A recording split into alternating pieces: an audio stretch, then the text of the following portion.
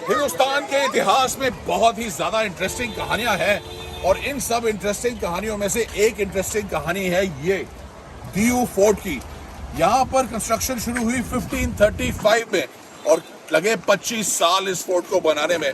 इस फोर्ट की खास बात, यहाँ पानी, वहां पानी, वहां पानी, 3 साइड वाटर प्रोटेक्टेड और सिर्फ एक रास्ता। और कहानी जी ऐसी शुरू होती है 1535 में जो मुगल एम्परर हुमायूं दिल्ली में बैठे थे, उन्होंने कहा कि मैं आके पूरा गुजरात टेक ओवर करूंगा।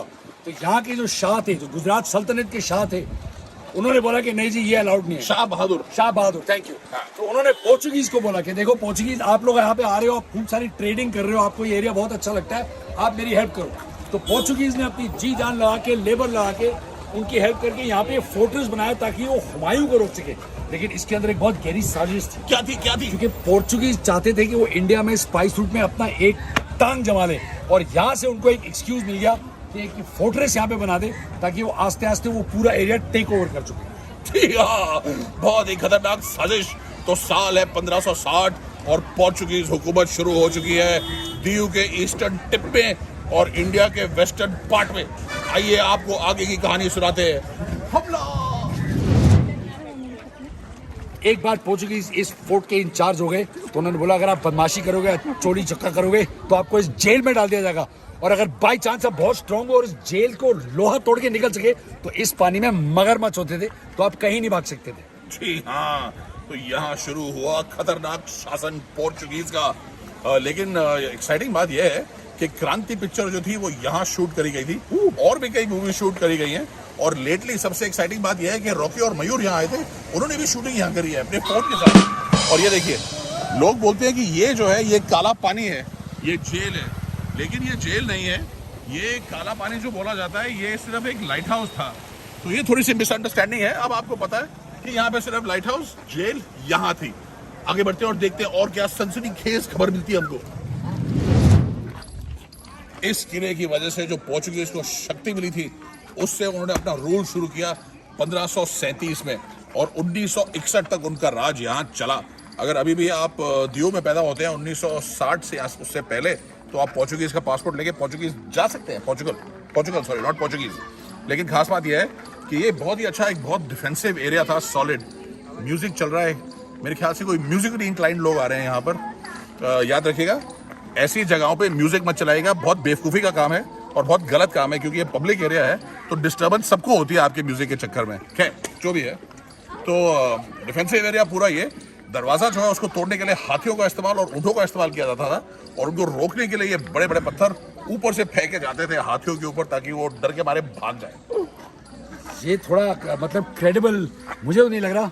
हो सकता है फेंकते थे, पर हाथी को कितना फर्क पड़ेगा? 5000 किलो प्लस का जो एनिमल है, उसमें भी छोटा सा ऐसे पत्थर फेंकोगे, वो छोड़ के भागेगा थोड़ा ना। इतना सा पत्थर मैं तेरे सिर में फेंकूं, बहुत दर्द होगा ऊपर, वहां से ऊपर से। लेकिन खास बात यह है कि मैं तेरा जवाब सिर्फ एक ही देना चाहता हूँ। क्या? ये घंटा जो है ना, ये 1720 में बना था, घंटा।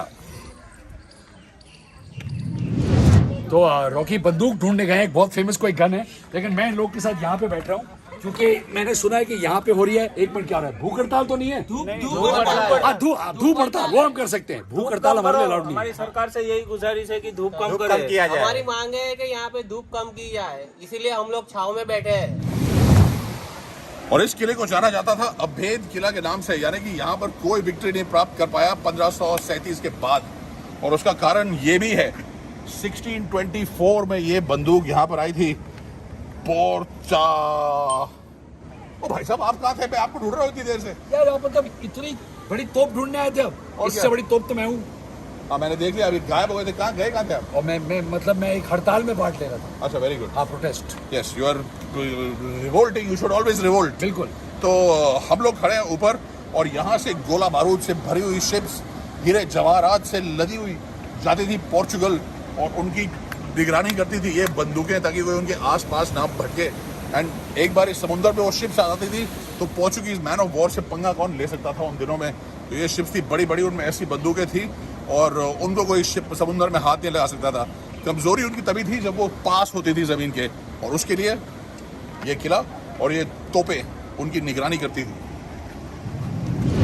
424 साल के पोर्चुगीज रूल के बाद 1961 में इंडिया ने इस एरिया को आजाद किया और ये बन गया हिंदुस्तान। और अब ये ब्यूटीफुल फोर्ट है इंडिया में। तो जब आप यहाँ आए तो याद रखिएगा, यहाँ के लिए कम से कम आपको 1 घंटा रखना चाहिए। हालांकि 3 घंटे में भी आप बोर नहीं होंगे, क्योंकि फोटोग्राफी के लिए बहुत ही अच्छी जगह है। तो ये देखिए कितना खूबसूरत नज़ारा है। फोर्ट बहुत बड़ा है, अंदर जाके आपको बहुत इंटरेस्टिंग चीजें देखेगी, जैसे आपने आपको दिखाया। तो भाई साहब, मैं सब कुछ बोलूंगा तो आप क्या बोलेंगे? मैं आपको सिर्फ 2 चीजें बोलना चाहता हूँ। नंबर 1 कि ये अब बहुत पॉपुलर स्पॉट हो गया। जो भी दियो आता है वो जरूर आके यहाँ पे आधा घंटा बिताता है घूमते घामते। बहुत सारे लोग 1 घंटा घूम रहे हैं यहाँ पे। At least 1 our. एटलीस्ट हाँ, हमारे गाइड ने बोला था कम से कम 1 घंटा। हाँ। और सेकंड चीज ये इसकी लर्निंग क्या है, उसके लिए मैं एक शेर सुनाना चाहता हूँ। हाँ प्लीज इरशाद कीजिए। Thank you. कहते हैं कि घर का भेदी लंका ढाए, लेकिन हम कहते हैं अगर पोर्चुगीज आके कहीं फोर्ट बनाए तो बहुत देर के लिए वो अपने घर वापस ना जाए। आइए मैं आपको समुद्र में फेंकता हूँ, फिर और बातें करेंगे। यार क्या इतना अच्छा था।